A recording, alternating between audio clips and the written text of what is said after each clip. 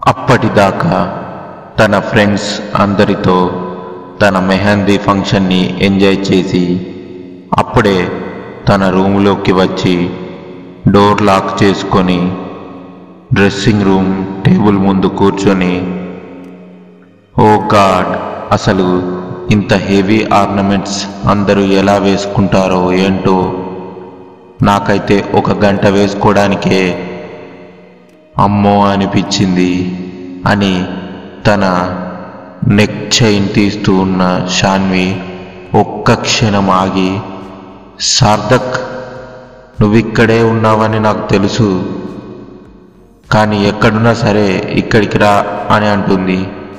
అప్పటిదాకా ఆ room curtain వెనకాల నిలబడి ఉన్న సార్థక్ నవ్వుతూ షాన్వి ముందుకు వచ్చి, ఎంతైనా నువ్వు గ్రేట్ షాన్వి, ఈ కర్టన్ ట్రాన్స్పరెంట్గా లేకపోయినా సరే నేను ఇక్కడే ఉన్నానని ఎలా కనిపెట్టావు? నువ్వెక్కడ ఉన్నా సరే నేను ఈజీగా కనిపెడతాను. ఎందుకంటే నువ్వు యూజ్ చేసే పర్ఫ్యూమ్ వల్ల. ఆ పర్ఫ్యూమ్ నువ్వు తప్ప మన ఫ్రెండ్స్లో కానీ ఇక్కడ ఎవరు కానీ యూజ్ చెయ్యరు. అది ఇక్కడ దొరకదు కూడా. తమరు యూజ్ చేసే స్పెషల్గా తెప్పించుకుంటారు కదా. ఓ, అయితే ఈ పర్ఫ్యూమ్ నన్ను పట్టించేసిందన్నమాట. ఇంక నుండి ఈ పర్ఫ్యూమ్ యూజ్ చేయను. నువ్వు అది తప్ప ఏ పర్ఫ్యూమ్ యూజ్ చేయవని నాకు బాగా తెలుసు. అయినా నువ్వు కనిపెట్టకపోయినా కాసేపు ఉంటే నేనే వచ్చేసేవాడిని అని వచ్చి షాన్విని హగ్ చేసుకోబోతాడు.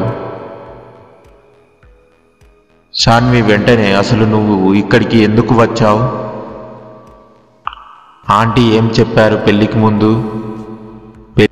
ఆంటీ ఏం చెప్పారు? పెళ్ళికి ముందు పెళ్లి కొడుకు పెళ్లి కూతురు ఒకరిని ఒకరు చూడకూడదని చెప్పారు కదా. చెప్పారు, కానీ నువ్వు నాకు పంపిన నీ మెహందీ ఫంక్షన్ ఫొటోస్ చూశాను. అవి చూడగానే ఇంకా నిన్ను చూడకుండా ఉండలేక వచ్చేశాను.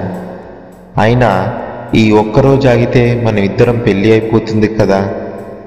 మరి ఇప్పుడు కూడా ఏంటి రిస్ట్రిక్షన్స్ అని మళ్ళీ షాన్వి దగ్గరకు రాబోతుండగా షాన్వి వెనక్కి జరుగుతూ, నేను నీకు ముందే చెప్పాను, ఏదైనా సరే ఓన్లీ ఆఫ్టర్ మ్యారేజ్ అని గుర్తులేదా?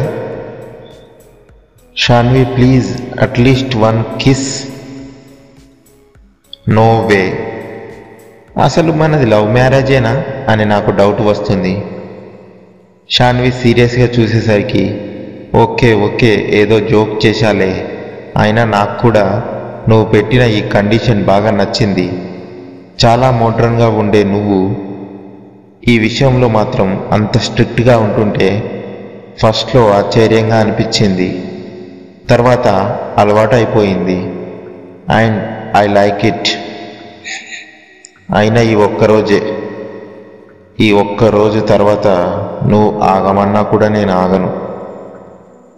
ఓకే ఫస్ట్ నువ్వు ఇక్కడి నుంచి వెళ్ళు. మళ్ళీ ఎవరైనా చూస్తే బాగోదు. అయినా ఈరోజు నైటు నీకు నీ ఫ్రెండ్స్తో బ్యాచిలర్ పార్టీ ఉంది కదా. అవును.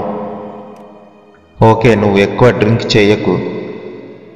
నోవే, రేపటి నుంచి ఎలాగో నీ మాట వినాలి కదా. ఈరోజు మాత్రం నీ మాట అస్సలు వినను. ఓకే నీ ఇష్టం. నువ్వు ఎంత డ్రింక్ చేసినా సరే నువ్వు మాత్రం కార్ డ్రైవ్ చేయకు. డ్రైవర్ని డ్రాప్ చేయమని చెప్పు, ఓకేనా? ఓకే మేడం, ఓకే బాయ్ అని అక్కడి నుండి వెళ్తూ ఉంటాడు. షాన్వి సార్థక్ అని పిలుస్తుంది.